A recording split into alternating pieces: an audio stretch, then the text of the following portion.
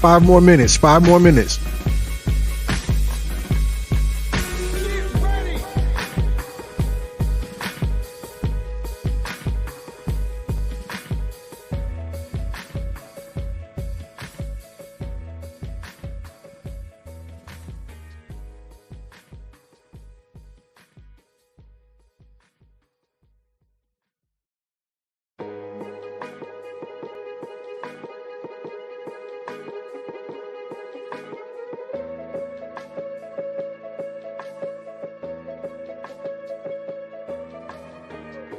Yeah.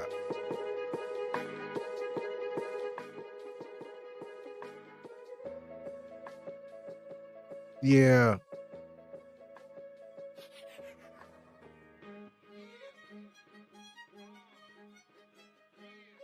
M.O.I is coming. M.O.I is coming. Don't worry, M.O.I is coming. I don't know where your pens are at, but go get them. I don't know where your pad is at, but go get it. M.O.I will be in the building. He's going to make a grand entrance.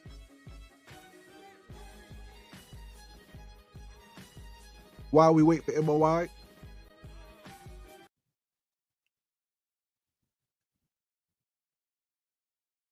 I want to acknowledge the first responders. On Crumb TV, we only do the first 3, but we're not on Crumb TV. This is the M.O.I show. Put some respect on his name. I think M.O.I likes to acknowledge like the first 10 or something. As you know, Crumb TV is shut down because I did a video about Kevin Hart that the internet didn't like. Rika Shy is in the building. Absolutely. Get your pen and your pads. It's going down. Inktown Incorporated is in the building. These are all the master disciples, not the master student, the master disciples. The root word of disciple, I'm sorry. The origin of the word discipline is disciple. We are disciplined. Discipline does not mean to hit anyone. Discipline means to teach. The root word of not the root word, the etymology of the word discipline is disciple. The disciples are in the building. So peace to the M.O.I. Definitely got my thinking cap on. We got Mama Sekmat. She says divine light, family. And I'm so glad she put that distinction on it because light can blind you. Y'all be talking about light like light is perfect. Light can blind you. Just like the darkness can blind you and you can't see, the light can blind you and you won't be able to see. We're dealing with divine light. Mama Sekmat. Chris G, the original master student. The original master student. He says peace and light. Absolutely. Y'all know it's love. It's beautiful. I'm glad to be here with you. I'm just gonna take a little time before the minister gets in. He'll be in shortly. I think it's been like 5-10 minutes. Akeem Cedar. And you see the profile picture. You see the profile picture. So when we say cedar, see, because family, on a druid level, the righteousness is in the plants. On a druid level, a lot of y'all don't know and talk about the druids, and that's perfectly fine, no problem. But on a druistic level with the druids, there was divinity within the plants. Akeem Cedar Bay L. Put some respect on his name. He says peace and love.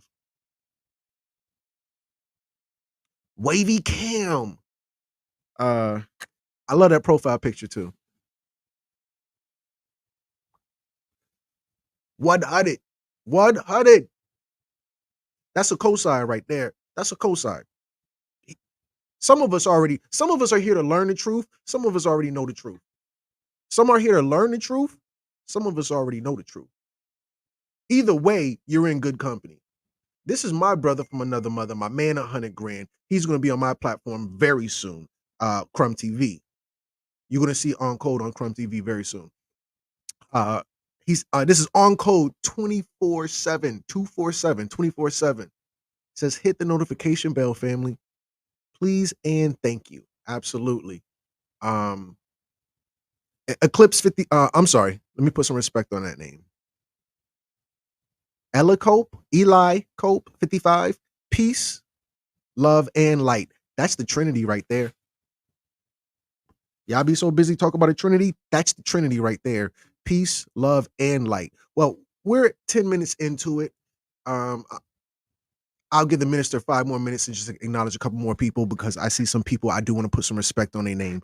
Um, Sharif Reed L hashtag unoccupy Turtle Island. See, it's so much in a name. It's so much in a the ancestors didn't name their children. You had to earn your name. Your name was a part of your personality. Lone Wolf. That's your cousin because he be in his room all the time. If you got a name like Unoccupied Turtle Island, the average person don't got that name. You got to know something to even have a name like that. She says, Grand Uprising. Tighten up. Come on. Come on. That's it. Grand Uprising Royals with the purple hearts. Get your pen and your pad. That's signs and symbols right there.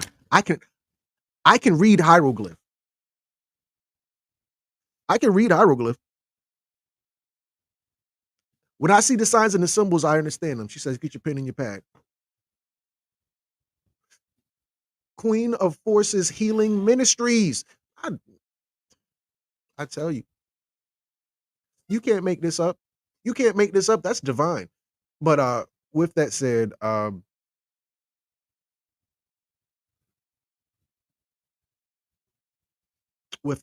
say we get into it, family, because I don't like to hold y'all. I don't like to hold the family. I don't like foreplay. I like to just start doing it. I'm just picking with y'all. Nah, but yeah, let's get right into it, and then the brother can jump in when he jumps in. We'll stop the show and put some respect on his name. So oh yeah. Let me just say this real quick, family. Family, I am serious as a heart attack on Stroke Street. Which I'm giving you mixed signals because there's laughter, but no, I'm really serious. The Minister of Information is going to be doing his own PowerPoint. It's called the Black His Story Month. Let me switch it to mine real quick. Just it's not up here. Oh yes, it is. Yes, it is. Yes, it is. Here, where am I at? Where am I at? Where am I at? As soon as I say this, and then I'm gonna get started. Here we go. Where is I came over here for a reason. crumtv.info/events. That's right, family. crumtv.info. That's not it. Here it is. If I can get it up there. Okay. The Minister of Information is going to be having an event, Black His Story Month, on February 10th. This is for Black History Month. It's going to be on Zoom. So I do expect to see all 40 of you in the room. I think these are the cheapest.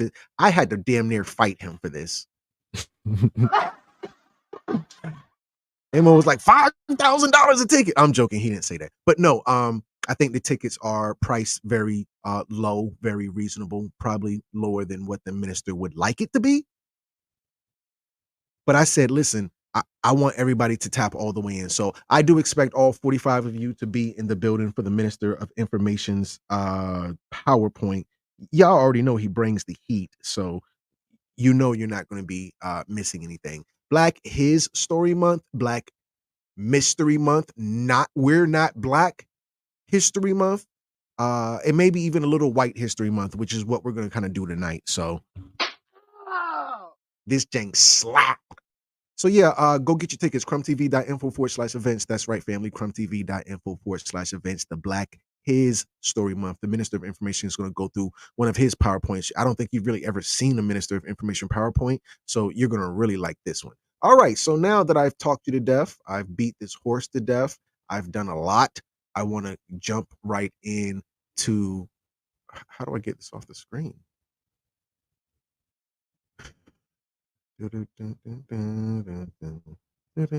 just scrolling because it's only he got a lot of stuff on his side. My thing is a little scrawny compared to his. Gee, yikes.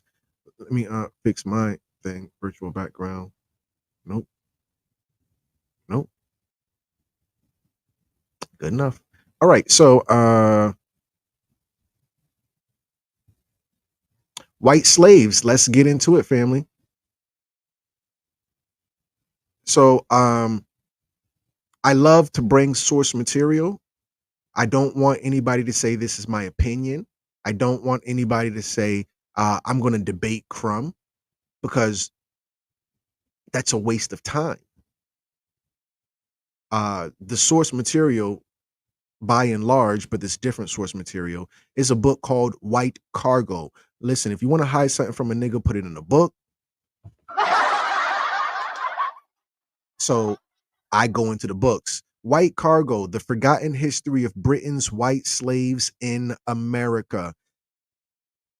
It's not that white people lying to you or they trying to keep secrets. White people will tell you, they just not going to put it on CNN News at 8 o'clock at night. But they will tell you if you press them that, it wasn't us that was the slaves. But what do you have to do to get the right answer? What do you have to do to get the right answer in the comments? These are for the master students. I apologize because I'm only dealing with the disciples tonight. But according to the master students, oh, dang, I need to change this. According to the master students, to get the right answer, you let's see if anybody knows how to get the right answer. Does anybody know how to get the right answer? Okay, well, to get the right answer, there we go. There you go. That's right. To get the right answer, you have to ask the right question. Ain't nobody just gonna come and start, hey, let me just tell you the secrets. Like when you go to a Masonic lodge, you be like, I'm gonna talk to the Masons myself. I'm gonna go up in a Masonic lodge. Yo ass go to the Masonic lodge, knock on the door. When the Masons answer the door, they answer like this. You go to the Masonic, because to get the right answer, you got to ask the right question. You go to the Masonic lodge and you knock on the door. On the other side, when they don't say, who is it? If you go knock on the door at your local Masonic lodge, 1, 2, 3, they're gonna knock on the door. 1, 2, 3. Yo ass gonna be sitting there like a stone faced sphinx. You knock on the door. 1, 2, 3. How do the Masons answer the door? If you knock on the Masonic Lodge's door, they're gonna knock on the door. 1, 2, 3. Press 000 if your ass ain't never heard that in your whole life and you wouldn't know what to do if they knocked on the door 3 times after you knocked on the door 3 times. Be honest, family. And I'm gonna tell you how I found this out. The minister told me. The minister, you go to the minister's events. The minister, I'm not going to say this word because it could be interpreted as disrespectful, but the minister, he'll spill the beans. The minister will tell you, but nonetheless, to get the right answer, you got to ask the right question. Minister does answer questions and he gives answers, so tap in. I'm gonna go through the book written by Don Jordan and Michael Walsh. It reads: Two British journalists unraveled a significant history of indentured servitude in the New World. Now, remember, family, they be playing with words. They be playing with words. Oh, we weren't slaves. You'd be like, but were you indentured servants? Yeah. Because for real, family, an indentured servant, what they don't tell you is oftentimes a slave. Hey, I'm gonna sit your ass down. You ain't going nowhere. Before the 18th century, because that's what they would say if they tried to break bad and say I'm an indentured servant. You're a slave, and I might hold you for the rest of your life. Before the 18th century, when Southern tobacco grandees and West Indian sugar planters imported Africans for cheap labor. This is before. This is the 18th century. That shit happened that was the 18th century. That comes later. Um, the New World was the forced destination, FORCED, forced destination of many of England's unwanted, the rootless, the unemployed, the criminal, and the dissident. Jordan and Walsh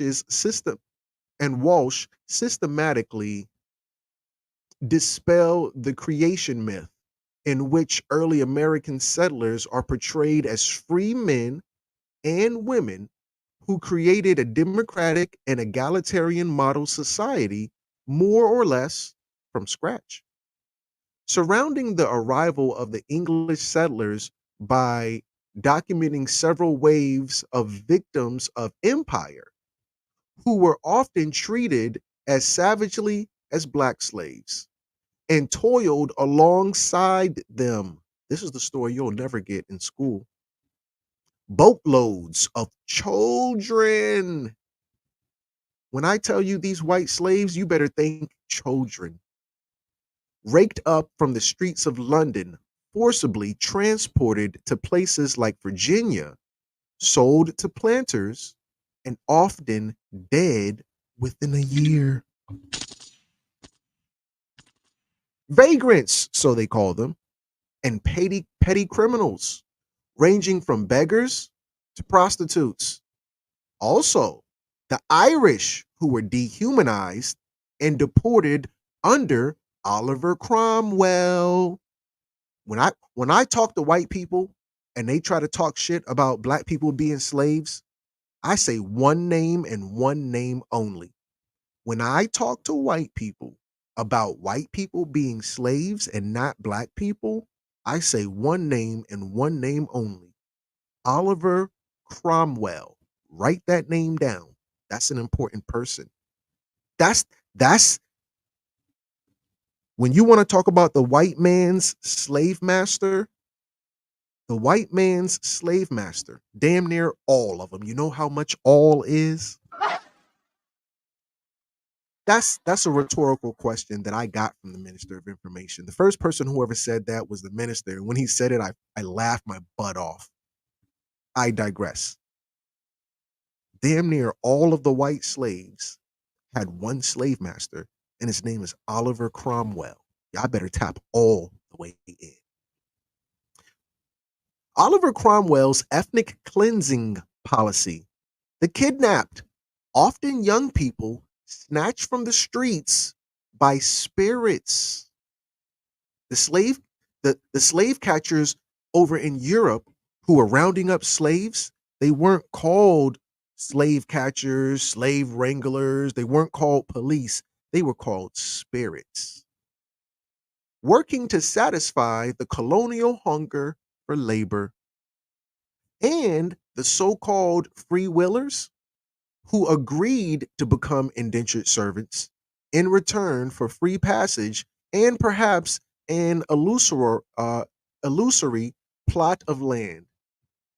The authors worked chronologically, beginning with England's Vagrancy Act of 1597. If anybody knows the minister, if anybody loves the minister, if anybody is a disciple of the minister, you know, and let's be honest. If you see me, a lot of people tell me this, and in the beginning, it used to bother me. I'm gonna be transparent, but listen, I'm a master student of everybody, so I'm not tripping on nobody. A lot of people was like, "Yeah, you the master student, and M.O.I is the master teacher." I was like, "Uh, okay," but listen, M.O.I is the master teacher. I don't care. I don't care who the master teacher is. I just want to learn. I'm not being nitpicky. But yeah, so the Minister of Information, if you've heard the Vagrancy Act, he always talks about the Vagrancy Act. But see, this is the thing. When the minister talks about the Vagrancy Act, this is what he says right here. Because listen, I'm a master disciple as well. I study the minister just like you guys do.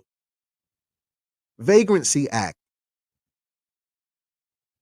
If you Google Vagrancy Act, this whole thing from 1597 is not going to come up. If you Google Vagrancy Act, this comes up. When y'all talk about the Vagrancy Act, oh, this is me talking to white people respectively.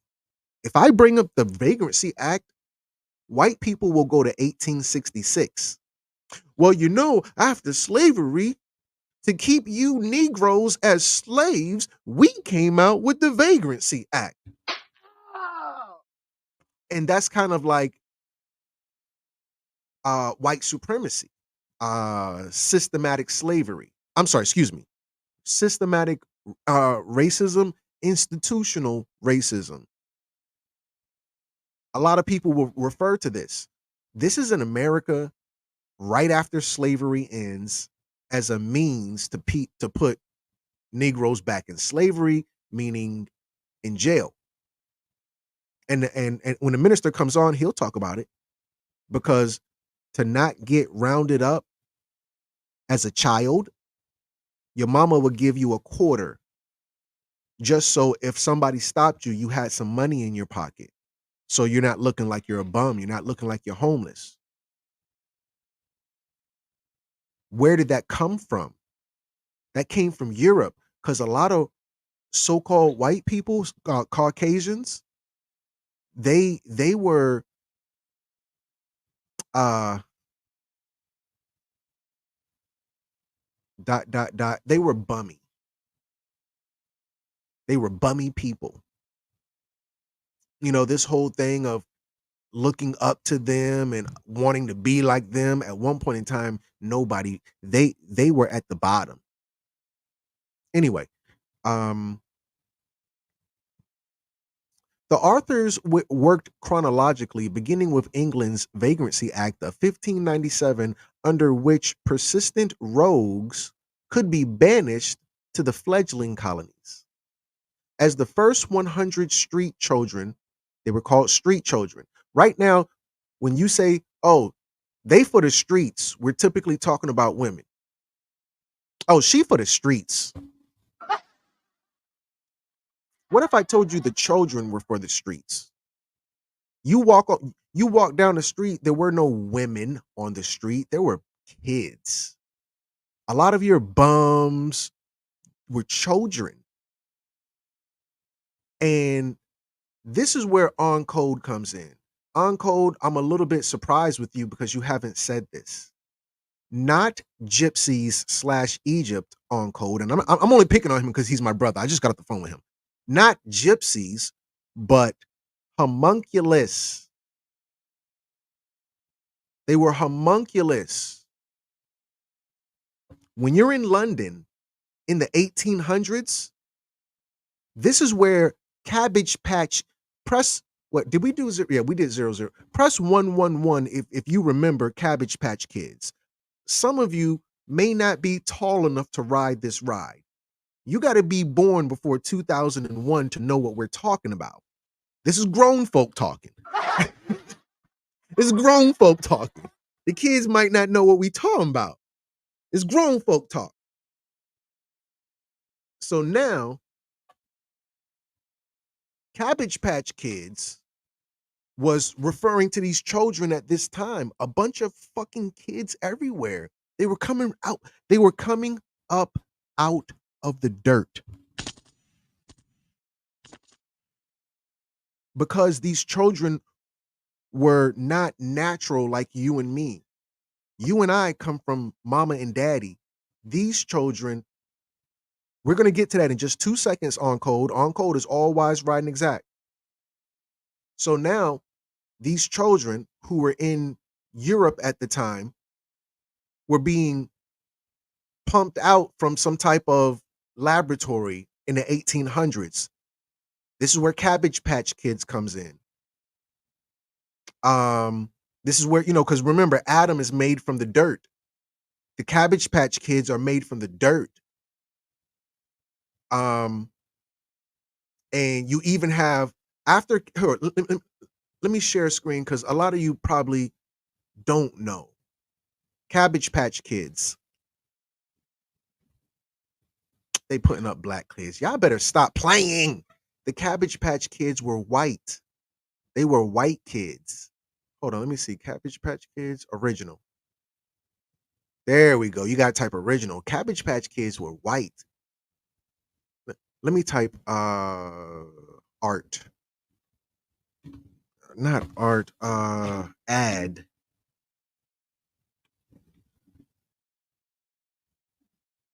Because if you look at the Cabbage Patch Kids, they were in the dirt.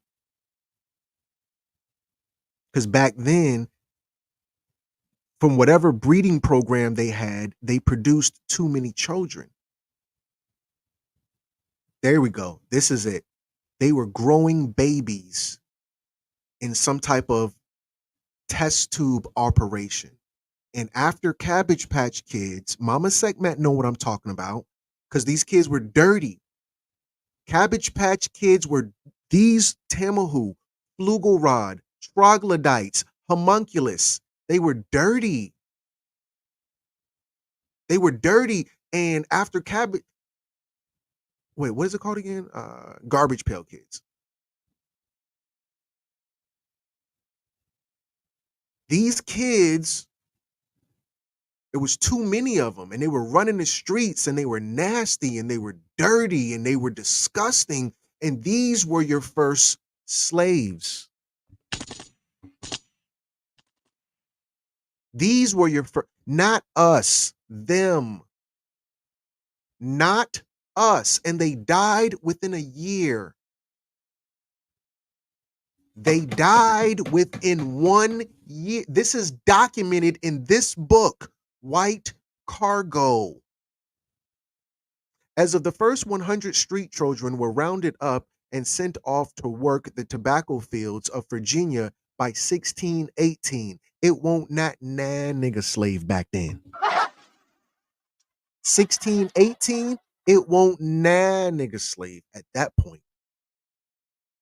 Kidnapping and spiriting became so prevalent and feared that it appeared in the work of Daniel Defoe and Robert Louis Stevenson.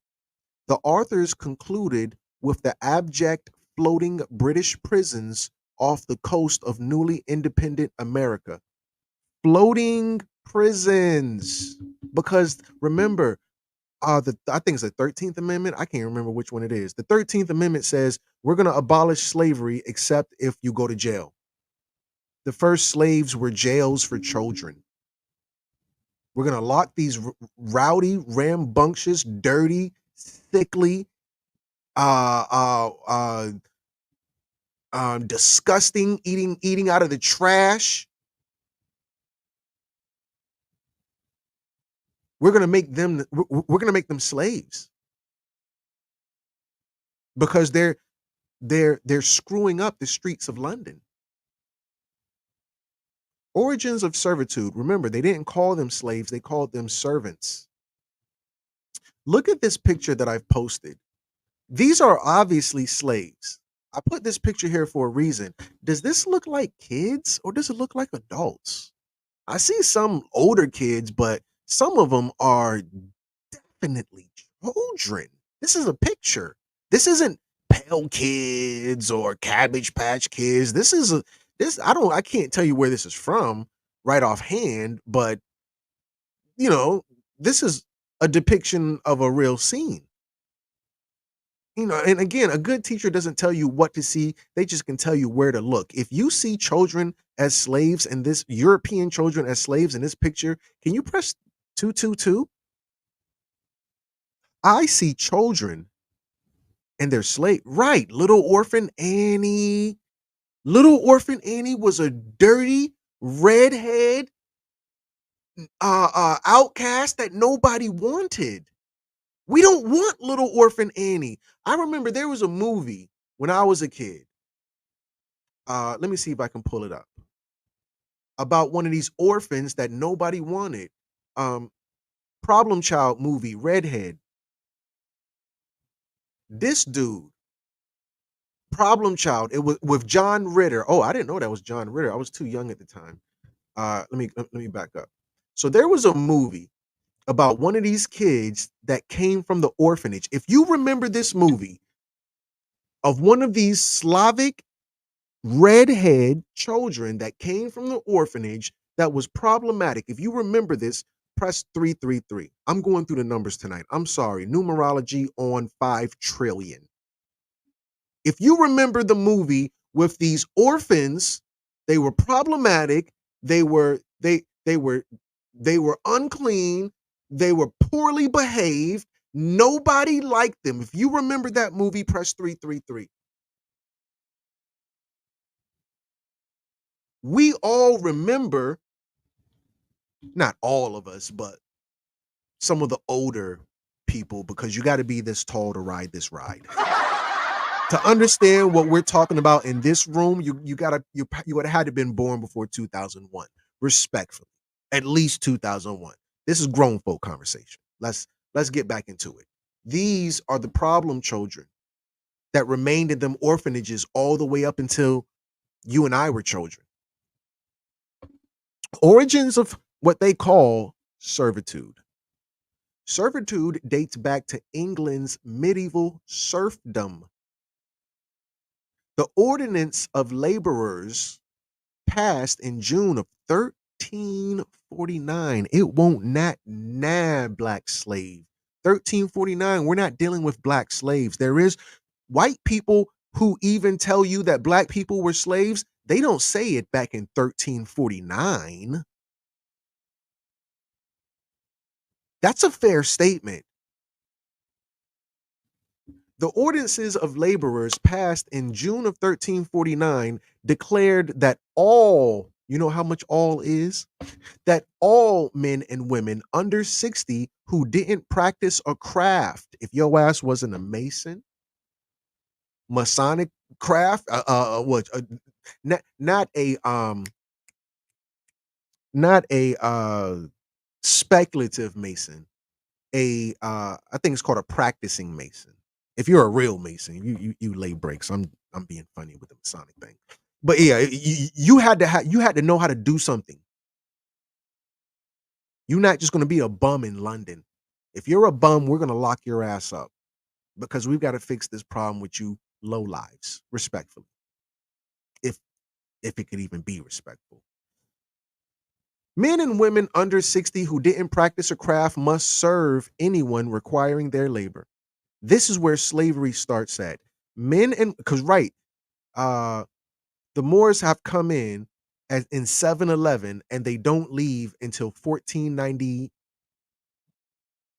1492, Columbus sails the ocean blue. 1491, the Moors leave. After the Moors leave, then white people can do what they want. Prior to the Moors leaving, called the Reconquista, let me just see if I can pull this up. What is the Reconquista? According to Encyclopedia Britannica, in an article titled, encyclopedia.com, in an article titled Reconquista, it says the medieval Spain and Portugal series of campaigns by Christian states to capture territory from the Muslims, parentheses, the Moors. When On Code says the Moors, yeah, because remember, this is 1349. Moors are running Europe at this time, up until the Reconquista, meaning the reconquering of Europe by the Europeans or the Christians. They didn't call themselves white. They didn't call themselves Caucasians. They didn't call themselves Europeans. They called themselves Christians. They didn't call you black. They didn't call you nigga. They didn't call you slave. They called you Muslim, or at the time, Mohammedan. There was no Muslim at this time. You don't get Muslim until way later. These are Mohammedans. That's neither here nor there. 1349 declared that all men and women under the age of 60 who did not practice a craft must serve anyone requiring their labor. Nigga, if you got something for this white dude to do and his ass sitting around and he ain't doing nothing, lock his ass up. Get your lazy ass up out of here. You're sitting around town doing nothing. Get your ass in my house. I got some dishes need to be washed. I got some cotton need to be picked. I got some tobacco that need to be planted. Your ass ain't got nothing to do. The Moor's gonna lock you. This is the origins of servitude, what they call servitude, what you and I would call slavery, because the language is tricky. Where am I at? Parliament updated the law in 1495 and again in 1563. This is way before a black person ever comes on the scene. With the latter version, the statute of artificers still being in effect when the English founded Jamestown. These slavery laws, 1349, 1495, 1563, were still in practice when they founded Jamestown. You don't get no black people during these years. When they start with this is upon the inception. The very first colony was Jamestown. It was only white slaves. There ain't no niggas wrong. Ain't no, I'm just joking. But no, there are no black people at this particular time, is what I'm trying to emphasize. Between 1520 and 1630, England's population more than doubled from 2 to 5 million. From 2 to 5 million. This is the time, family. I told you once. I'm gonna tell you again. The whole Yakub thing, white people did that several times over. I assume all 65 of you know who Yakub is. If you know the story of Yakub, the big head scientist, press 444. I'm almost sure that we all know who Yakub is. I think we beat that horse. Even if you're new, you probably still know who Yakub is. As I would imagine, Brother Jarvis, we all know Yakub. So Yakub was the one who created white people, respectfully, according to the Honorable Elijah Muhammad. Um, Yakub, the big head scientist. Yakub, now this is according to Amazon. Yakub, father of the white race. Yakub was a scientist. Oh, yeah. Okay, I'm sharing screen. I thought I wasn't. Okay. Was a scientist with an enormous head. He was known as the big head scientist. Images. So here is a picture of Yakub. Some people say, because the Olmecs were the stone heads. These were really, really big heads. Those were because remember, Yakub created the Tamahu, meaning created man. There is a Tamahu over where the oh, is it Tamahu in the Yucatan? Let me see. Tamahu, Yucatan. Come on. Uh-oh. Hold on, family. Hold on. I just heard something. I just hold on. Give me just a second, family. I know I be skimping and not taking my blood pressure pills. I'm just being silly.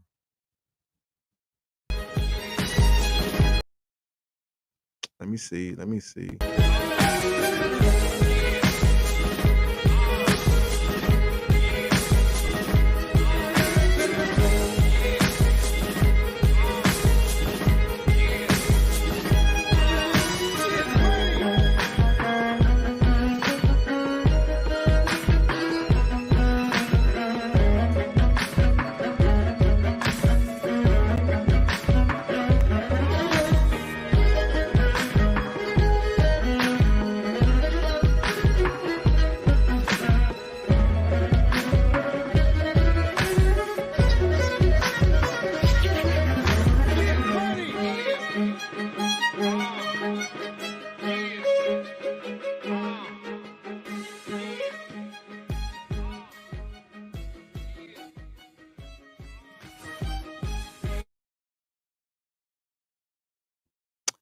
The minister is in the building.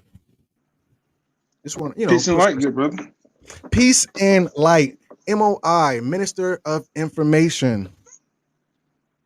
What's good? What's good? You know what? I said let me tap in real quick because you gave me the topic. I just want to see where everybody was at. Shouts out to everybody right now.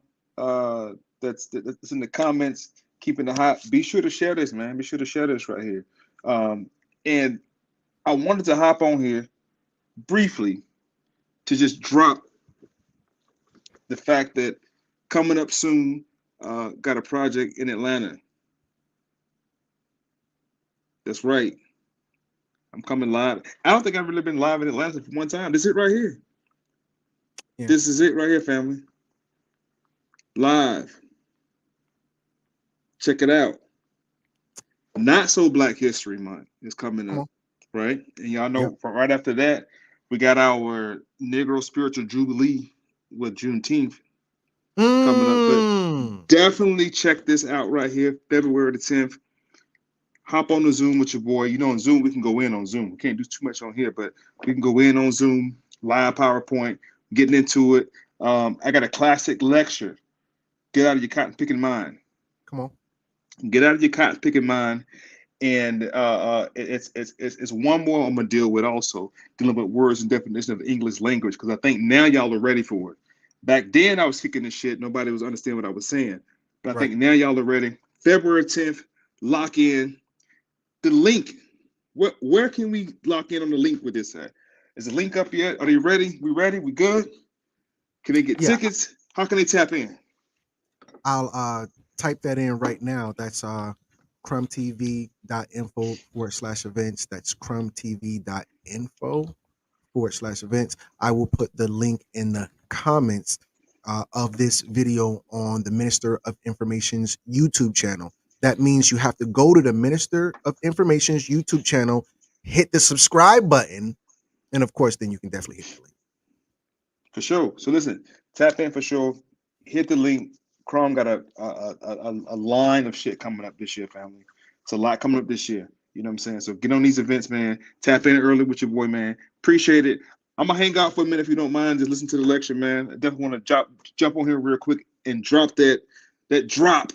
Tap in February 10th, man. We on Zoom. All the way in. Absolutely. So, with that said, where did I leave off? Okay, so yes, it says Parliament updated the law in 1495 and 1563, with the latter version, the Statute of Artificers, still being in effect when the English founded Jamestown. Between 1520 and 1630, England's population more than doubled, and this happened towards the latter part of that time. For the most part, they had a population boom from 2 to 5 million, and it was really, let's say, it started from like 800,000 and jumped to 5 million. And after it went from 800,000 and jumped to 5 million, to this day, white people can't account for that. You say, how did you go from about 800,000 to 5 million? Because all of this happened in about 10 years, to be honest. This 1520 and 1630, I got that from the white boys. Wow. Uh, these dudes right here. My own research said it was 800,000 to 5 million, and that was in a span of 10 years. That's because they were doing a breeding program behind closed doors. This is where you get the whole situation during the time of Willy Wonka. If you've seen the movie Willy Wonka, we've already did 444. Press 555. If you remember Willy Wonka, it was dirty Europeans. In the movie Willy Wonka, the movie was based on damn near the dirtiest European kid, because it was a bunch of dirty Cabbage Patch Kids, Garbage Pail Kids. The movie Willy Wonka was about one of them. Go back and watch Willy Wonka. It was a population boom, and it was a bunch of dirty kids. It was like 16 to a house. In the movie Willy Wonka, in the movie, it was like six people in the same bed. And that's Listen, really what it. listen. They was eating cabbage soup every night on Willy Wonka. Teach. Do you guys know what happened during the Great Depression in bigger cities like New York, Chicago, etc.? Europeans were in cow lines to get morsels of bread and cabbage soup. It's a fact. Just like in Willy Wonka, but in real life, happened in real life. Real talk. Also in the movie, as my good brother on Code points out, go back and watch Peter Pan. It was a bunch of Mm. rowdy. I think those white kids were called the Wild Boys. It was a bunch of rowdy, dirty, unaccounted for white boys who had no parents because it was a population boom and these kids were coming Wow. from out of the dirt and nobody knew where they came from. They had no parents. Oh, they're orphans. You're right, they're orphans because they came out of a Yakub type test tube program. I digress. So now, Mm. still being in effect when the English founded Jamestown, between 1520 and 1630, England's population more than doubled, and Parliament uh, hoped its unemployed citizens. I'm sorry, where am I looking at? It hoped its 1563 statute might banish idleness. People idle, you Mm. just sitting around doing nothing, and deal with the near overwhelming number of poor and unemployed citizens. This is London. This is the first European modern metropolis. They've never dealt with this many people. Remember, the first big outbreak was cholera because it was just so Mm. many people and it was so dirty. Um,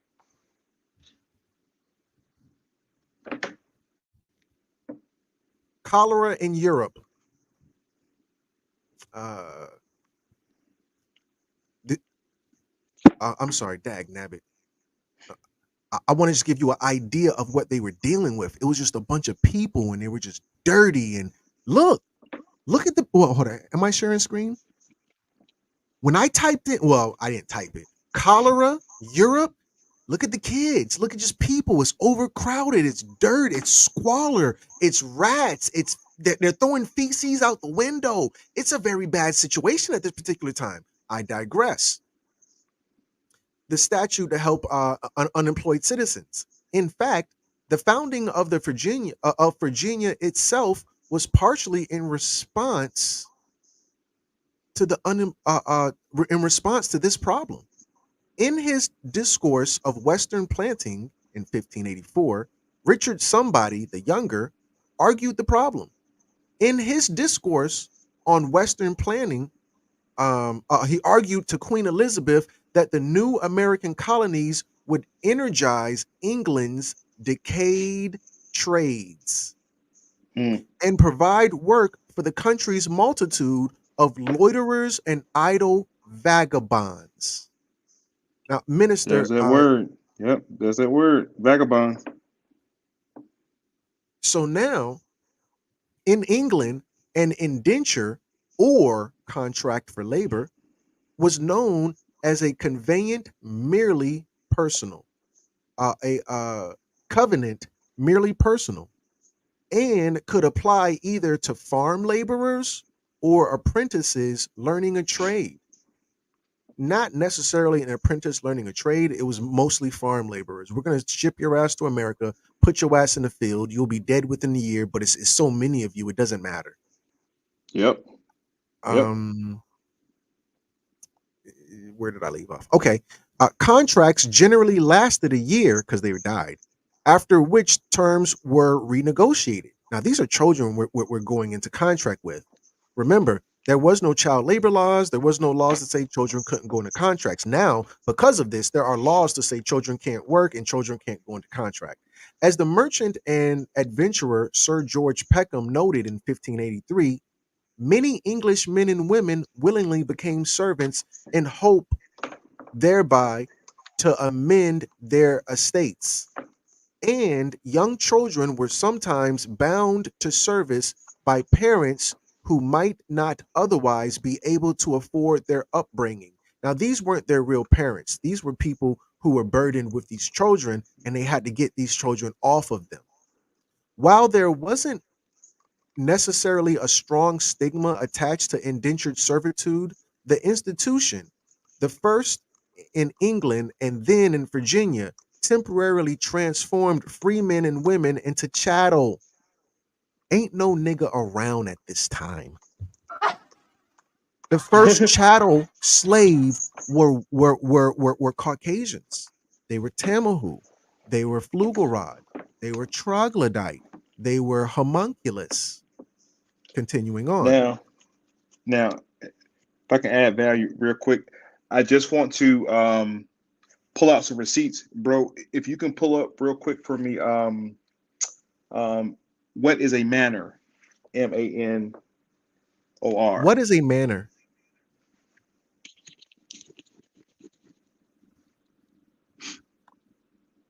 Manor.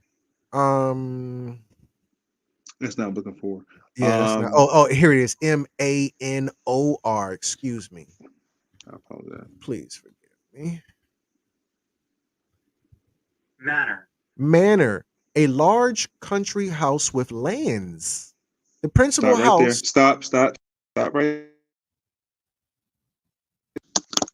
I'm sorry, chick. Can you hear me? Yes, sir. Okay. So one thing we have to understand, people, when we're reading in English, the semicolon, we have to stop. Semicolon says, wait a minute. Yellow light, slow down. What was just said? A manor is a large country house with lands. The large country house is a plantation or a castle Mm. with lands. Now, I'm gonna draw real quick the correlation to we say the word plantation. It's really a planter is what Massa professionally. He's a planter or a agriculturalist or a farmer planter. Where he resides, that's the look at plantation houses like a I don't know 20-story business company building. It was just a factory. It was just the main reception desk and residence of the planter. Now, a manor worked the same way. The king had the big house of the plantation, and the individuals that worked out on the manor were known as, pull up the word, serfs.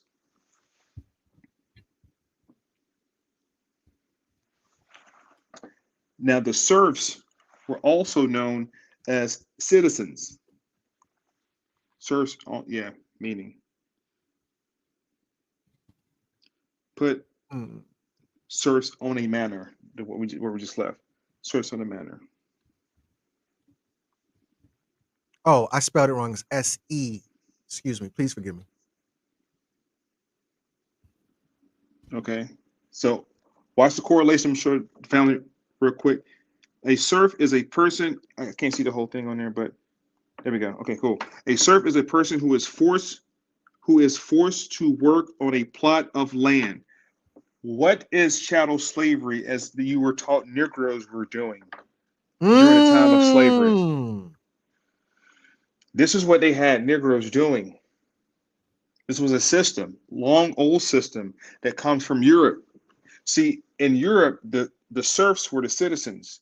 The manors were the municipalities or cities, and the serfs within the city or county. The word county means conquered land, and the county was under the statutes and ordinances of that manor. What am I saying? Every state is a manor. The state of Georgia is owned, okay, by King George, who gave the charter to James Oglethorpe to settle the territory that we now call Georgia because of runaway white serfs from the colonies. These runaway white serfs from the colonies were runaways. They all pile up in the state of Georgia. James Oglethorpe, pull it up, bro. I ain't got a lot to you. I'll pull it up. Now, real quick, a serf was basically a prisoner of that land. They were born there, they worked there, they died there. James Oglethorpe. I just want to show validations in a linear timeline on what you're talking about to enforce the point. This is James Oglethorpe. James Oglethorpe received a charter to settle the territory known as Georgia. Look at what it says about him. Oh, sorry. It's okay. Go to the reading. Yeah. Let's read what it says about James Oglethorpe. Oglethorpe owned slaves. Returned to click on. I want to see the whole thing because I Okay. want you Yes, sir. guys to see. Want you guys to see the timeline. Want you guys to watch this timeline. Let's start right here. Okay, cool. James Oglethorpe. He's born in 1696, died in 1785. 1785. There is no chattel slavery as is taught in America. Right. There are no Negroes in chains on the cotton field. There's no cotton yet. Tobacco and rice is bumping, of course, but cotton comes a little bit later. This is 1785. What, 12, 14 years maybe shy of the Revolutionary War in 76. Right. Hasn't happened yet. In your mind, you think Negroes picking cotton. These are white folks, indentured servants, Slavs. Watch this. Was a British soldier, member of Parliament. Why was this so important? Because British Parliament are the same individuals who had their hands in on what's called the Virginia Company and the Pennsylvania Company and the London Indian Tea Company. It gives you your various contributions to setting what was called the Articles of Confederation, also known as the 13 colonies later. It was known as the Virginia Assembly. Check. Watch this now. Check. He was a philanthropist and a founder of the Providence of Georgia. Providence of Georgia, because the word state means nation. All 48 nations agree to operate indivisible with liberty and justice for all. Their providences, also known as a manor. And the person over the manor of the province is, in our terms, known as a governor. Watch this though. What was then colonial era British America? I told you.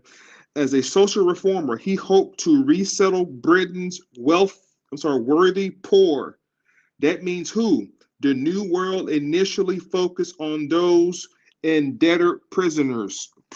So those were the debtor slaves. I'm pretty sure Crumb about to talk about in a second. Okay, he was going runaway serfs, because now we can look up the word serf, and I'm going to show you who he was talking about. He was trying to save over in the colonies. And then I'm going to pass the mic. I just want to just show you guys the timeline of what was happening in North America as he's reading history based in Britain, in England. Let's get the whole picture. Could you look up the word serf real quick? So now in this paragraph, it said debtor's prison. Back then, you could go to jail for a debt. Back then. And most of the people that they would lock up for those debtors or the persons who could not pay back debt, they would lock them up. Sorry. So a lot of poor people going to jail. Nothing has changed. This is serf. Look up the word Slav. I'm sorry, Slav. Slav. Okay. So now the serfs were the people sent over to America along with prisoners. They were sent on a 7-year contract to work. Now, a Slav, a member of a group of Central Eastern Europe speaking Slavic language, the Slav. Etymology of the word slave, and I'm done. I'm showing y'all who we talking about. Etymology of the word slave. Y'all see who the Slavs were? I Etymology just of the showed word you. slave. I just showed you who the serfs were, the Europeans. I showed you the vagabonds of New America were. James Oglethorpe were their savior. Here we go, slave. Slavonic. Shorten. Now, here's something you got to pay attention to when you're reading definitions, family. In the dictionary, and Crom can tell you, when I did my live lectures, I always had dictionaries with me. I had 3 different dictionaries with me. Unabridged, abridged dictionary, and I had the Oxford dictionary as well, right? And I would ask certain people to read from the dictionary. We don't know how to read definitions because in the dictionary, it gives you a nomenclature. That means a number, 16th century, 14th century, so on and so forth. Then it tells you where it comes from in the world. This comes from Middle English, shortening of a old French esclave. So French had it first, equivalent to the medieval. Listen, look at the time frame. Medieval Europe were the time of manors, slaves, sires, earls, dukes, knights who lived in a manor. Feminine, Slavic, captive, the Slavic people who had been reduced to servile state by conquest in the ninth century. That's the 1000s, 1011, so on and so forth. Go ahead, bro. I just want to set the stage for that so you guys know what era the brother's talking about. Yeah, I wanted to point out the most famous manner that and I just like pop culture references. The most famous manner that I know about, and there's probably another one that I just don't know, but for me, I would say the most famous manor I know about is Wayne Manor from the cartoon comics called Batman. Mm-mm. And if you Uh-oh. watch Batman, who lived in Wayne Manor because it was his family's property, he had a Yep. butler, and it's interesting because the butler called him master.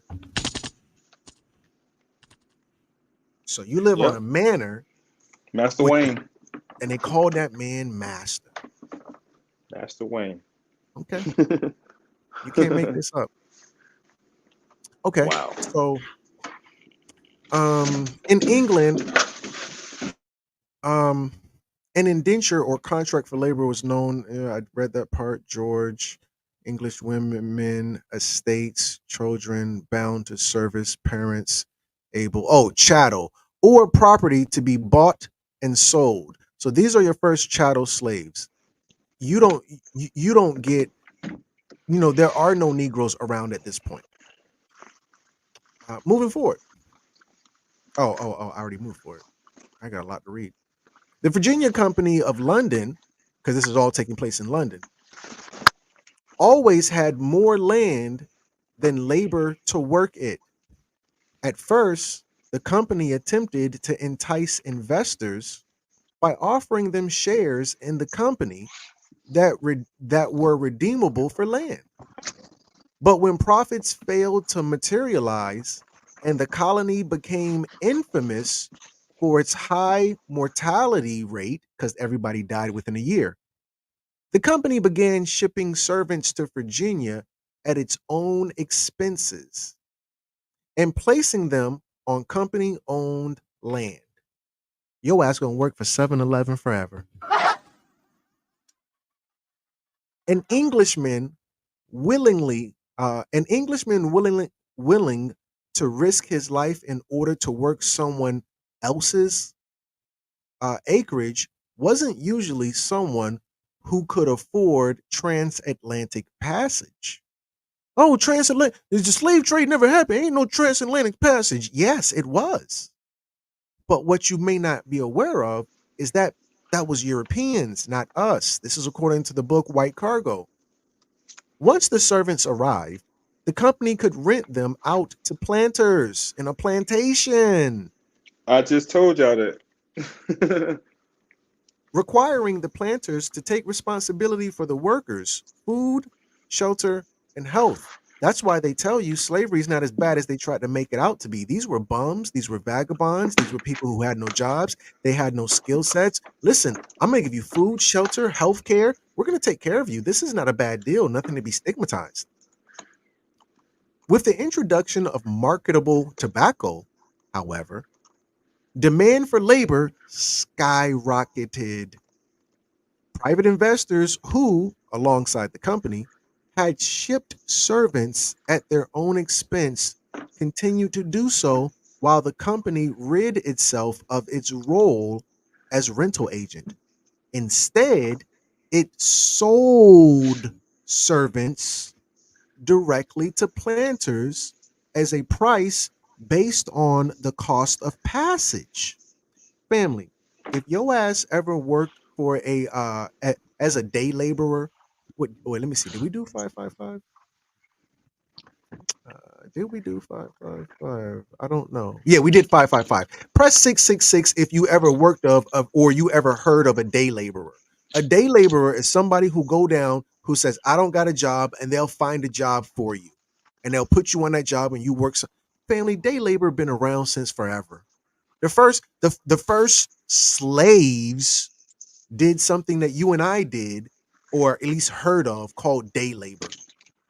You ain't got nothing to do, we'll find you something to do. You ain't got a job, we'll find you a job. We'll sell you. If you were ever a day laborer or you ever heard of a day laborer, the day laborer companies sell you to these companies to work for them. So don't act brand new like you ain't never heard this before. Okay, Don't act hold on. brand new. Let me add. Let me add something to this real quick. I want to ask the audience real quick while Crum is making that point. This is early in the game. This is like the 16th. Remember, they supposedly came here in 1610. That's Britain, 1610, right? We Right. already know 1492. Spain been here since 1492, and then Portugal came with them, and the Dutch right behind them. So there's groups who've been here. So when you say these indentured servants were being the first convict leasing program,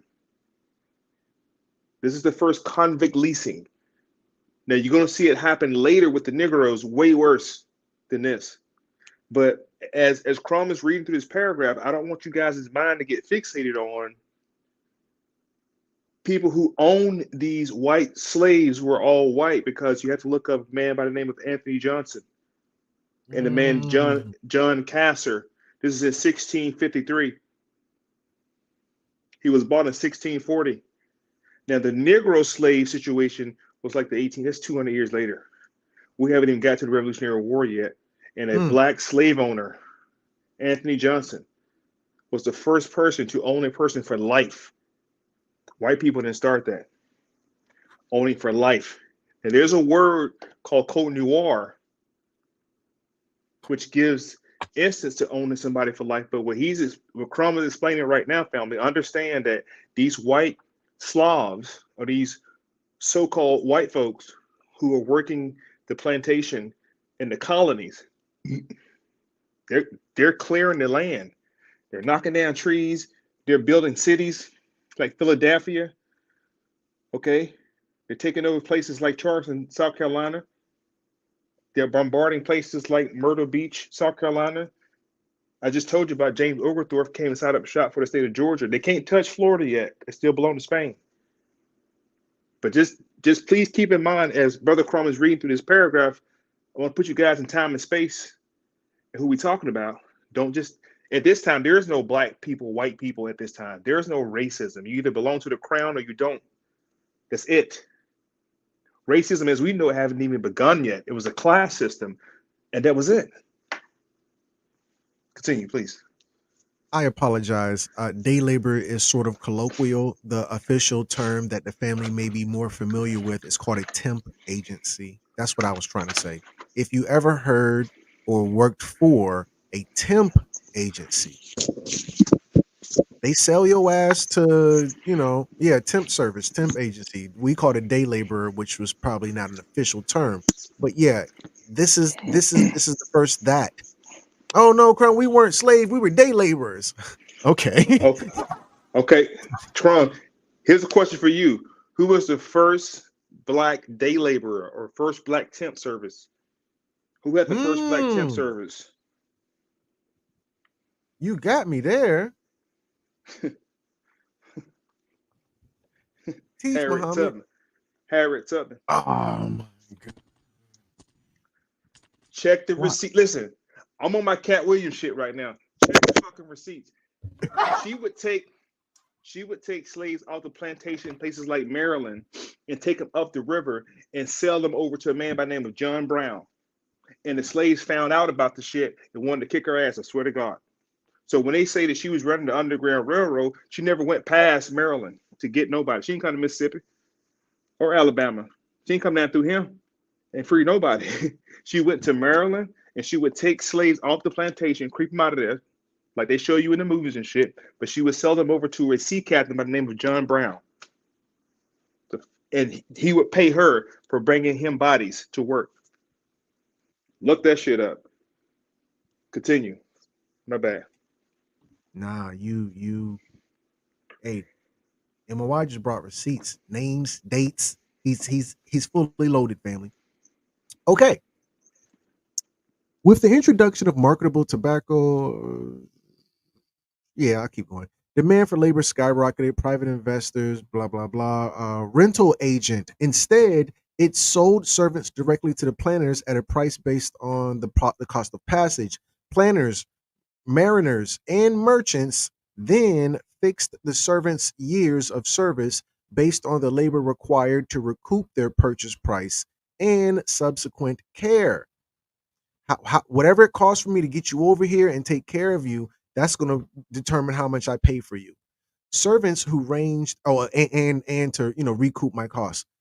Servants who ranged from convicted criminals to skilled workers in time came to occupy the lowest rung on the social ladder in Virginia. The lowest rung on the social ladder is slave. Let's just, because I didn't write these particular words. These words are coming out of this book called White Cargo, written by this white guy named Don Jordan and his other white friend named Michael Walsh. They said this is just I just took out of their book what they say. They say the lowest rung on the social ladder. I just call a spade, a slave. It is what it is. With the okay, so while tenants kept half of what they earned, servants kept nothing. You know how much nothing is?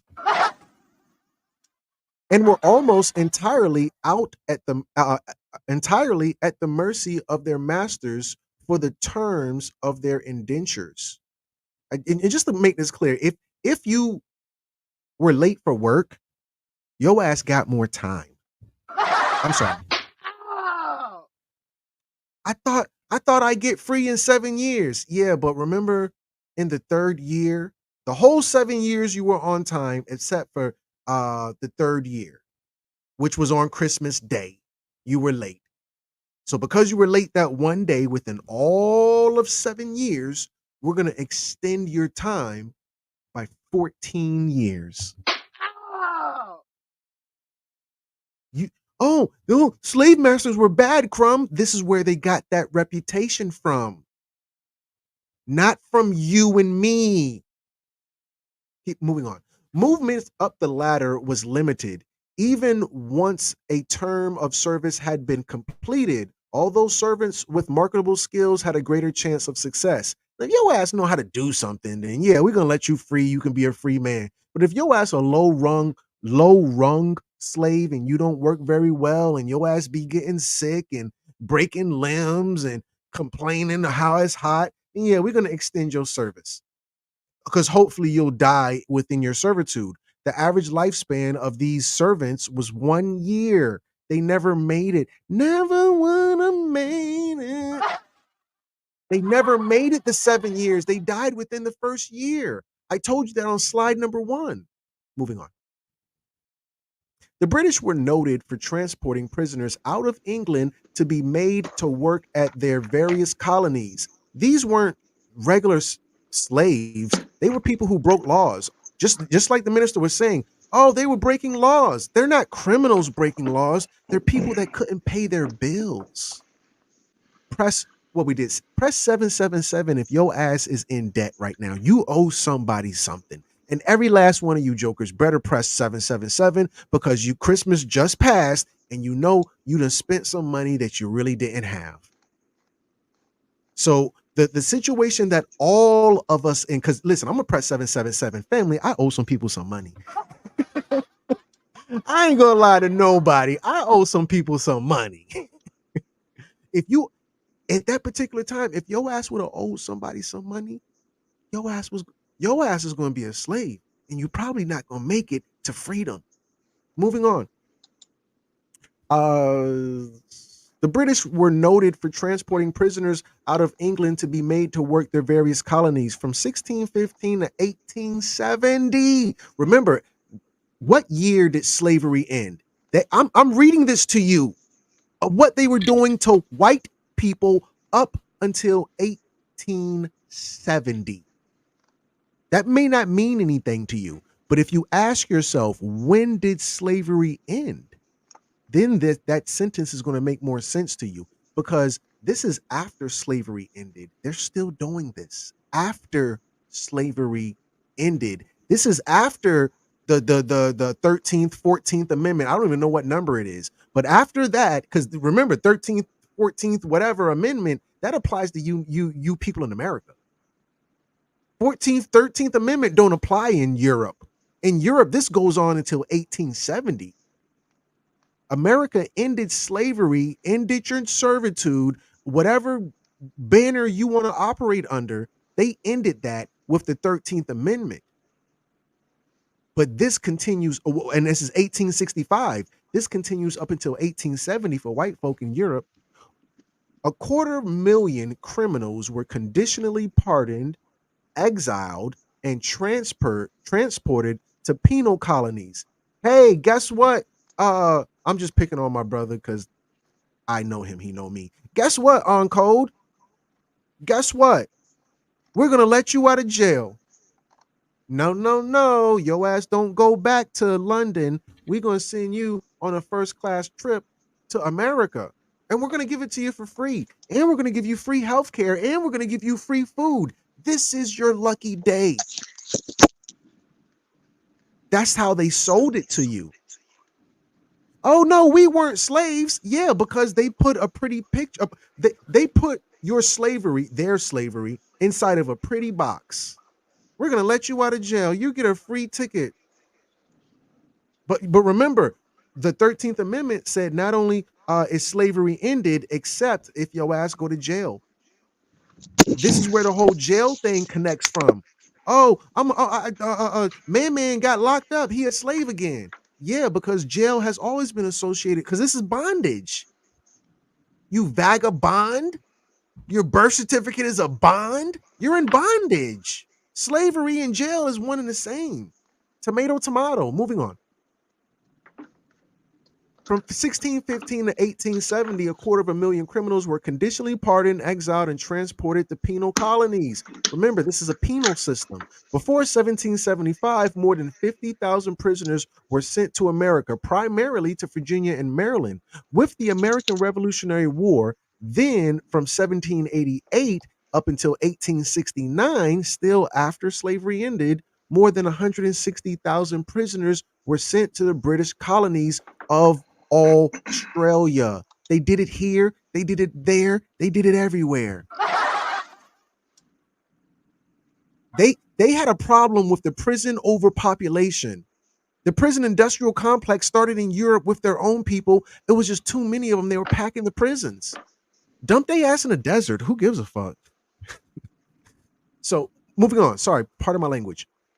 What most Americans don't realize is that from 1718 to 1775, convict transportation to the American colonies flourished.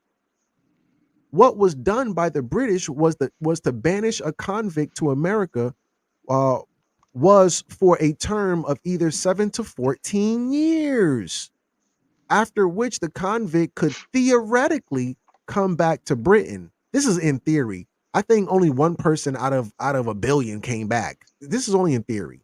Yo ass go, you're gone forever. Good riddance. Escaping on a ship to return to England early, however, was punishable by death. Ah, I made it back home. Oh, you did, huh? We're gonna lynch you. Over there, they don't call it lynching, they call it guillotine. They don't, oh, well, Crumb, they lynched us. Yeah, they did it to themselves. They called it, but they didn't call it lynching. They call it the guillotine. Send us that. Hold on. Let me make sure that's all wise writing exact. Let me make sure. Guillotine. I think it was the guillotine. Is that the one where they cut your head off? Oh, guillotine is where they cut your head off. I think it's the gallows. That's it. They sent your ass to the gallows. Oh, Crumb, they was lynching us and we were strange fruit. Stop with the victim mentality. The first gallows were in Europe. This is way before any Negro ever saw a rope. Your ass ain't know nothing about no lynching, no nothing. This is way before you.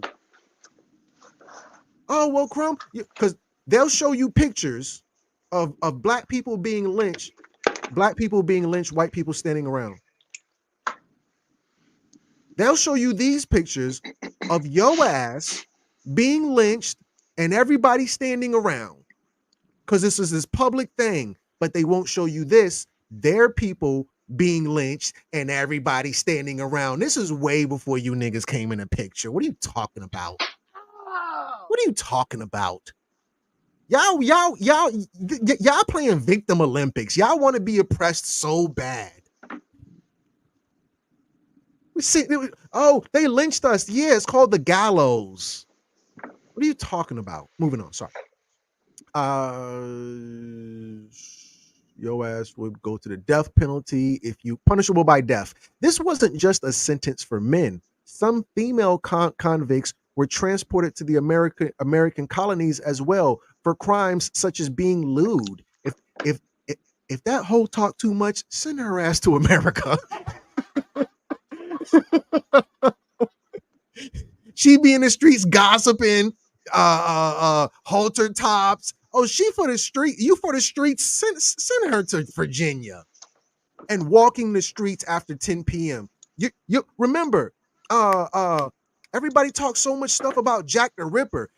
Trick, you ain't supposed to be out past 10 p.m. Oh, remember, if Jack the Ripper got you, then you were a lady of the night. You were a streetwalker. You had no business on the streets talking about Jack the Ripper. What you doing out these times of nights, lady? You're a streetwalker. You're a vagabond. You're a bum. You got no money in your pocket. You've got no paperwork. So either Jack the Ripper gets you, or we're gonna send you to Maryland. Anyway, moving on. Sorry. Going back to the early 1600s, convicts had been sent to America. In 1670, authorities in Virginia passed an act that prohibited convicts from being sent to the area. That act was overruled by the king. Listen, no more criminals. This is what America is saying at the time. London, Europe, Great Britain, they keep just sending criminals. They keep sending criminals. This is the same thing as the movie. What was that movie with Scarface? Oh, it was called Scarface. The movie Scarface, what America said, oh, communism is so bad. We need to get away from Fidel Castro. Send all your political prisoners over here. Remember, at the very beginning of the movie, press 7888. I think we did 77. Press 888. If you remember in Scarface, Scarface told the Department of Immigration that he was a political prisoner, knowing damn well he won't nothing but a dirty criminal from the streets. This is the same thing that was happening in Maryland. They were sending a bunch of Scarfaces over. That's why Oglethorpe had to take charge. The penal colonies, I'm sorry for saying the F word. The penal colonies were being overrun. So we had to create a supermax prison. Anybody know what the name of the supermax prison was? Georgia. Georgia was a supermax because they were just sending so many prisoners to Virginia and Maryland, they couldn't sustain it. This is the same thing as the movie Scarface. Now, I want to add something to that really quickly. I want the family to also understand Georgia. The reason Georgia became, or the territory known as Georgia later, became so influxed with these runaways was simply because the Georgia territory wasn't set up yet. Remember, Georgia wasn't part of the 13 colonies yet. All right. That's why, as Brother Crom is giving y'all the science, I'm trying to keep you guys in time and space, because anytime you talk about history, you got to put it in time and space. Georgia wasn't even on the map yet. Okay. So that's why they ran that way. Now, the story of our people running north for freedom is a whole other fucking story by itself. They were from DC, they were from Jersey, they were from those. They got kidnapped and brought down to Louisiana, and they ran north not for freedom, just to go back home. Shit is simple. But these Europeans were running down south because Georgia was not occupied yet. Okay, remember, Georgia does not become occupied until James Oglethorpe gets the charter from King George. And James Oglethorpe was actually acquiring that charter originally because he wanted Georgia to be a free territory. You have to look up something called the Free Soil Party. Free SOIL. The Free Soil Party comes out of the Abolition Party. And that what was James Oglethorpe was for the Free Abolitionist Party. He was he was actually setting up Georgia to liberate these white Slavs, these slaves. Now, things that enacted the Free Soil Party to come together is something called the Fugitive Slave Act. There were two of them: the Fugitive Slave Act or the Fugitive Slave Law. There was an earlier version of the Fugitive Slave Act or the Fugitive Slave Law. One is 1850, which is more familiar for the so-called Negroes. But there was another one in 1793 called the Fugitive Slave Act of 1793. Now, this was later superseded by the 13th Amendment.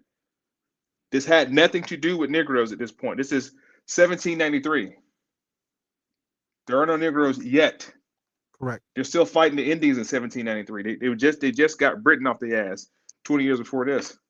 The Constitution Fugitive Slave Clause guaranteed the right for slaveholders to recover an escaped slave. There were slaveholders.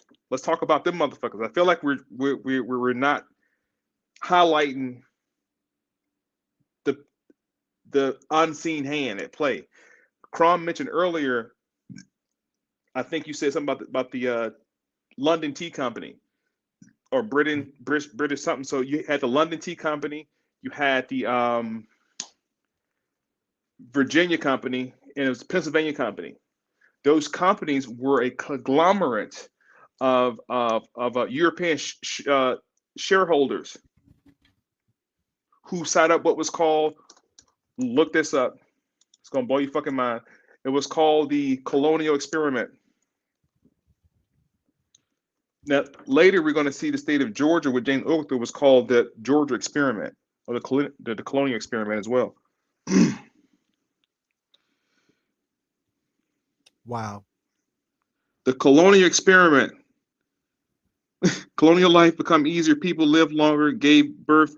It was a fucking experiment founded by the Virginia Company. Out of the Virginia Company, the Philadelphia Company have what's called the House of Burgess. And the House of Burgess is set up by the Winchesters.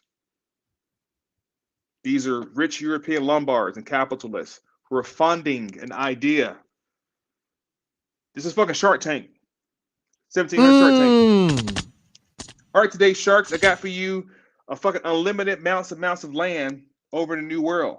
My idea is to come in with a whole bunch of white people, spread disease, take over some shit, kill some fucking Indians, relabel them as Negroes, and take the country. Who's all in?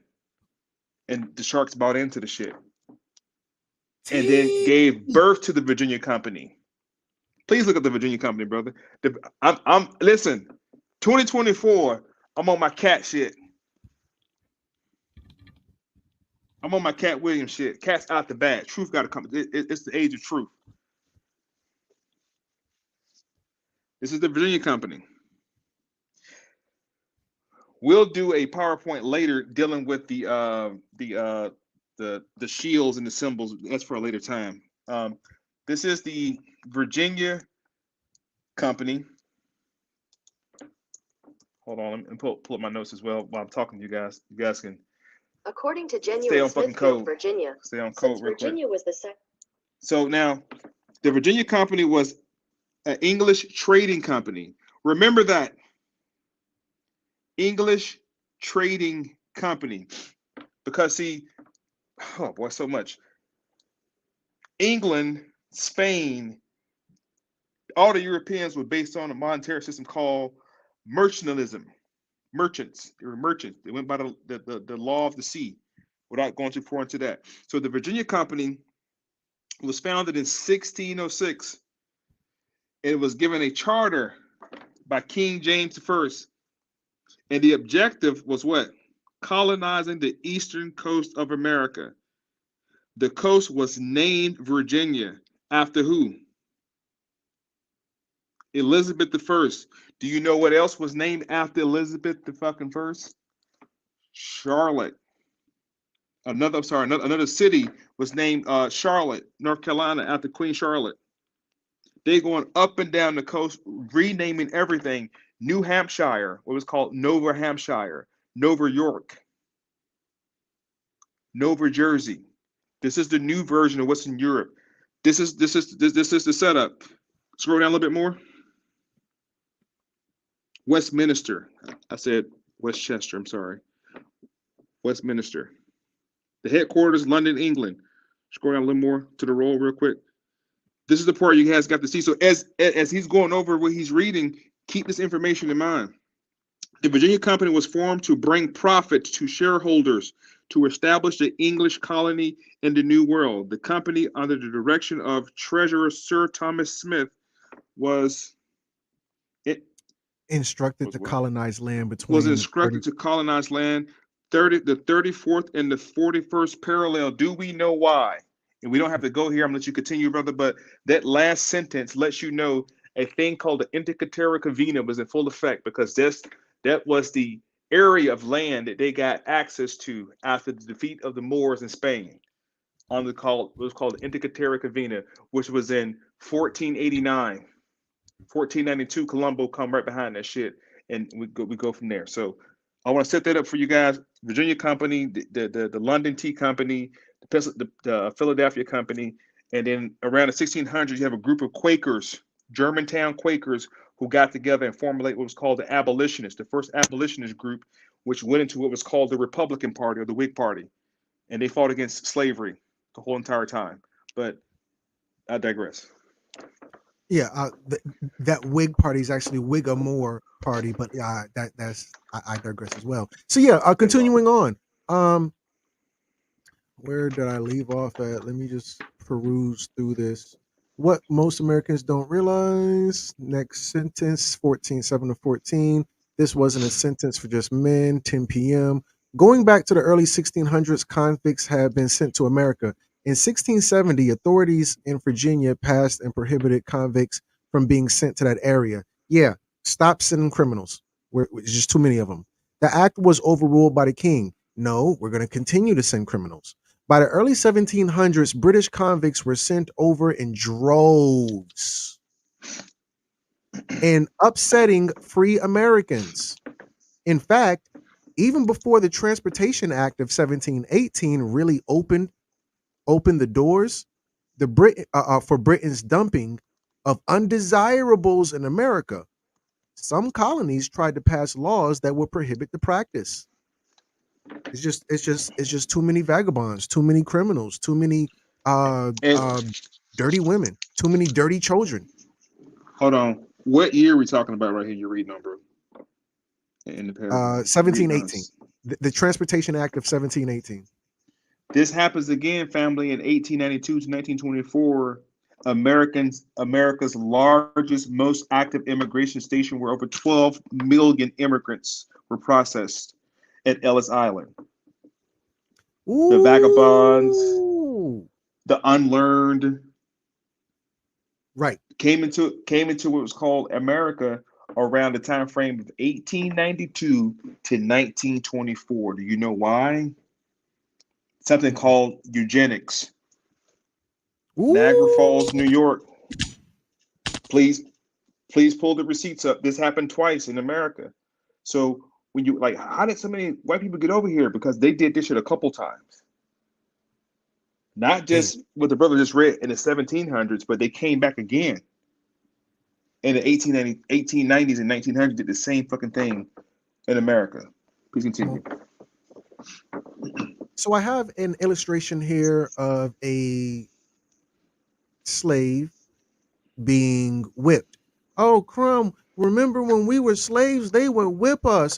Kunta Kinte, they tied him and shackled him to a piece of wood, and they took his shirt off and they whipped him. That's us, Crumb. No. This is the Kunta Kinte picture. Well, let me see. Can I find a Kunta Kinte picture real quick? Let me see. Kunta Kinte getting whipped. Images. They tried to show you this black guy who is being whipped, and he's tied to a piece of wood or something to that effect. Oh, whipping post. Keep me honest. A whipping post. Oh, that's you. No, that's them. Anyway, origins of servitude. Many of those sent to the American colonies were put to work doing manual labor or in the time of battles, French and Indian War to be specific, served as soldiers. But I don't even know how to work a gun. I'm a farmer. Here, just shoot them. Pull the trigger, shoot them. That's all you got to do. Criminals could have been convicted of any type of crime. This included debtors. Those who had murdered were just hung in England and not sent. England had a very rigid judiciary system. Serious crimes, like damn near everything, got your ass sent to the guillotine or the gallows. It didn't take much for them to lynch you back then. So only the people who were convicted of less serious crimes came over here. The other ones were just killed because there were just so many of them. It's like roaches. You turn the lights on, just when I was a kid, I didn't get them. Anyway, about 20,000 convicts were sent to Virginia and settled along the Potomac and the Rappahannock rivers. A reminder, they were convicts, not indentured servants who worked in exchange for their passage to America. Indentured servants chose to come. Convicts did not. Oh, crumb. Oh, back then, those were free men and women who pulled themselves up by their bootstraps and settled a wild and pioneered the land. No, they were petty thieves and they were women women of the night. Another problem with the practice was that 5,000 or so convicts may have died en route to America. Crumb, when we were slaves and we were on the slave ships and a lot of us didn't make it over. Stop it. You're talking about Europeans. Crumb, yes, it did happen. It just didn't happen with you. It happened with them. That's their story. A ship sailing from England and Ireland to Philadelphia in 1729 lost 100 of its 190 passengers and crew to starvation. Now, remember, I'm not making this up. This is coming from the book White Cargo, The Forgotten History of Britain's White Slaves in America. That's the title of the book. This is all coming from the book, not me. Crumb, you don't got an imagination. No, this is what the European told you. To get the right answer, you got to ask the right question. Origins of servitude, excuse me. The colony of Georgia was originally started as a debtors colony. The English, seeing the other colonies of Virginia and Maryland, were upset with the convicts sent to their land that James Edward Oglethorpe established such a colony in Georgia, named for King George II. On February 1st, 1732. Happy Black History Month. What did they do for Black History Month? They created a supermac for the niggas. Oh, you mean us? No, I mean them. Them, not you. It got some 50,000 convicts alone. Same purpose, for the English to empty their jails of petty criminals and debtors in the hope that they would never return to their shores. It was a profit-making scheme since they only were sold off to plantation owners as indentured servants, and also brought economic relief since they didn't have to feed and house them in English jails. Family, this is all wise, right, and exact. Let me see if I can find this thing from what the minister was saying. They had a problem. So how do we fix this problem in Europe? This Yakub experiment has gone wrong, and we're going to have to counterbalance because now we got too many people. I got an idea. Shark Tank style. They Shark Tank these niggas over to America. Get your ass over to America, goofy. Oh yeah, and here is another European. Crumb, I seen the movie Roots, and they put us on a whipping post. Here's another picture, and guess who that is not? That's not Kunta Kinte, and it's not Toby. It's Cody. It said Cody. Right. Oh my God. Just and this is purely in fun, just being keeping it light, family. This isn't to offend anybody. And if anybody has taken offense to this, then I apologize. Please forgive me. It's just kind of accentuate the learning moment. That's all. We're not trying to bully anybody or disrespect anybody. We just want to set the record straight. And this is all about truth, Cat Williams style, 2024. Tap all the way in. All right. Um, it got some 50,000 convicts for the English to empty their jails of criminals. It was a scheme. Um, it was a profit-making scheme since they were sold off to the plantation owners, indentured servants, and also bought economic relief. I read that part. For convicts like Philip Gibson, condemned to death for a street robbery on September 18th, 1751, wouldn't take the offer of 14 years in America, but stated, this is a real white guy. Philip Gibson, a real white boy, got busted for robbery. They said, we're going to send you to America for 14 years.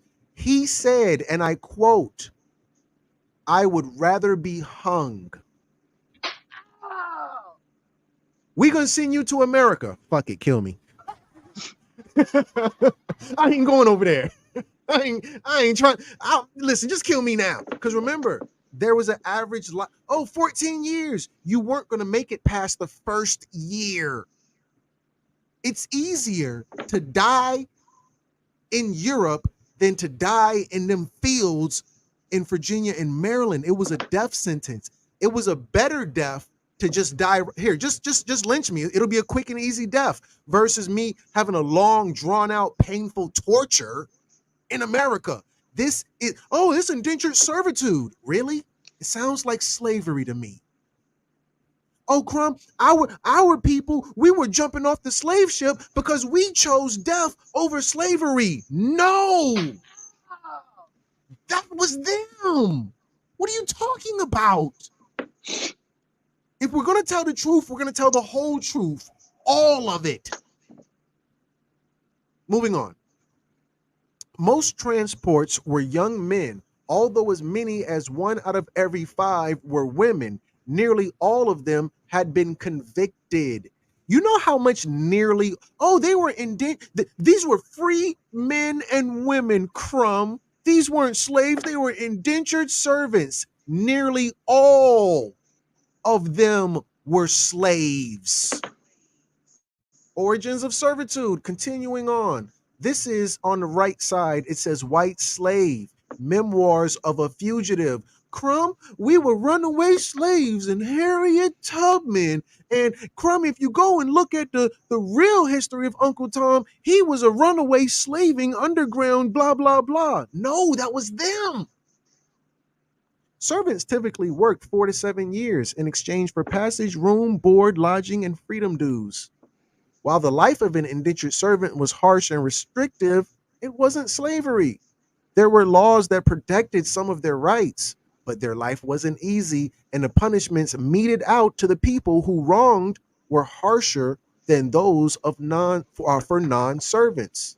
An indentured servant's contract was usually extended as punishment for breaking the law, such as running away, or in the case of a female servant getting pregnant. All right, your 14 years is now 12 years a slave, Crumb. Didn't you see the movie? No.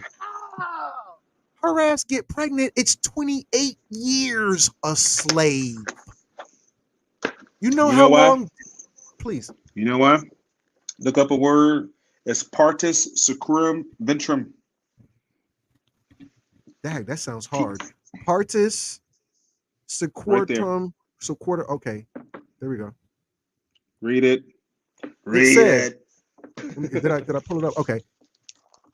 Beginning in the Virginia Royal Colony in 1662, numbers are important, colonial governments incorporated the legal doctrine of partus sequitur ventrum into the laws of slavery, ruling that the children born in the colonies took the place or status of their mother.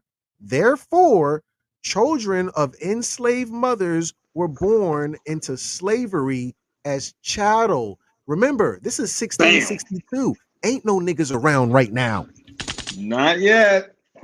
Still dealing with King. We ain't got the King Philip's War. Well, it did jump off a little bit, but you're absolutely right. So this is the condition of these Europeans. This is the European. Now the condition that felt. You mentioned the French war a little bit a while, the French Indian War a little while ago. What we're going to see out of the French Indian War happen is something that's called Code Noir, which is a little bit later. But Code Noir then sets up what's called the Black Christian Codes, which are all the Partus Sequitur Ventrum is the parent of those two other codes coming later, dealing when it comes to slavery and chattel slavery.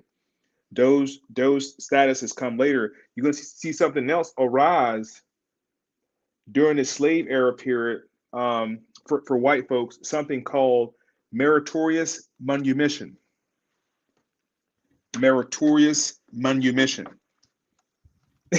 Okay, now this is the condition of which a slave can be pardoned or freed from one's condition by something called manumission. Manumission or enfranchisement is the act of freeing slaves by their owners. The motivations of manumission were complex and varied. Should I go into it? Yes, please. Let you know this.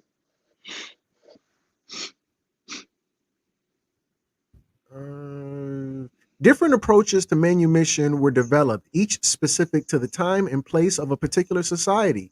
Historian Somebody states that the most widely used term is gratuitous manumission, the conferment of freedom on the enslaved by enslavers before the end of the slave system. The motivations for manumission were complex and varied. Firstly, it may present itself as a sentimental or benevolent gesture. One typical scenario was the freeing in the master's will of a devoted servant after long years of service. A trusted bailiff might be manumitted as a gesture of gratitude. For those working as agricultural laborers or in workshops, there was little likelihood of being so noticed. In general, it was more common for older slaves to be given freedom, or like if you snitched or something like that. There you go. So I just wanted, you have to go any further. I just wanted to point that out as you're making your way through your paragraph to keep people again in that time and space concept. Well, actually, Minister, we're on slide number 9, and there is a total of 50, more than 50. God damn. 60, more than 60? Is this 70? European Jesus. 80, Holy Moses. 90. Hold on. It's not more than 90. 95, 96, 97, 98, 99. Damn, Gene. Okay. There's 100 slides to this particular PowerPoint, and we are already at the 2-hour mark, and we're not even a tenth of the way, literally.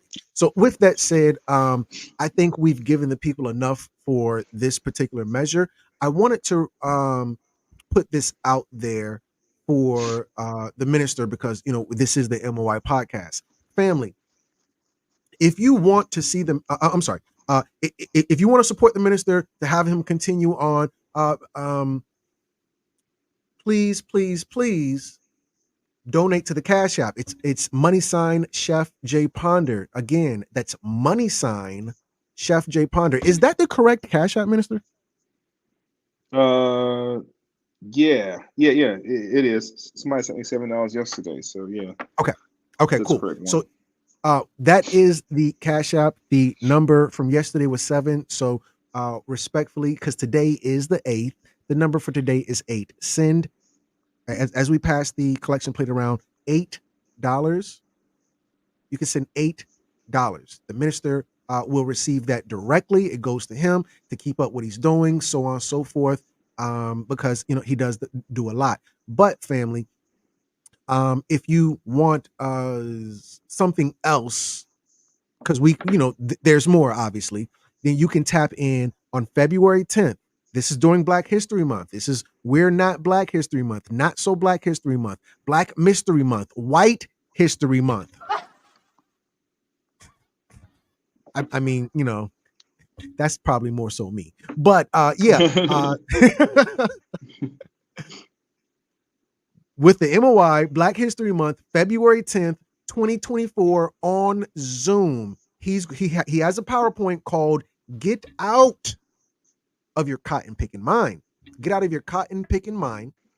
And that's going to be on Zoom. And we're going to be able to say things that we can't say on YouTube. There are certain groups of people. I'm not going to say anything about the Yehudi people, but on Zoom, I'll speak freely. But they do play They play a major role in this, but we can't talk about it here. So I do expect everybody. Let me go to the comments. crumtv.info, crumbtv.info/events, events. I do expect the family, all 80 of you, if you really want to see the minister does do what he really does and just kind of go all the way in, you're gonna have to go to the website, go get your tickets now. Please go get your tickets now. Let's go. Please, and thank you. Let's go. And tap all the way in for that. But in the meantime, in between time, because that's going to be about a little bit more than a month away, you're going to also have to just hit the Cash App for now, and let's keep the minister going in that regard. With that said, I've said all I've had to say, but we are on his platform, so let's do this the right way and have the minister close.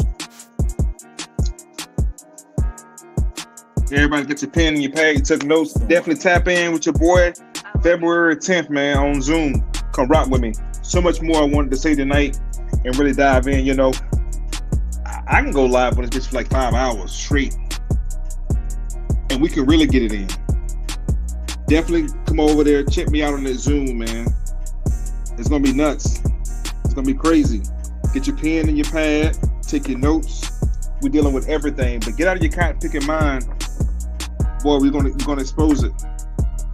And I think now, 2024 is a great time to tap in. We're really in the information age. 2024, the number 8, infinity, 224. Tap in with your boy, man. As always, we on Crumb TV Network, man. Always on Crumb TV. M.O.I. I'm out. Peace.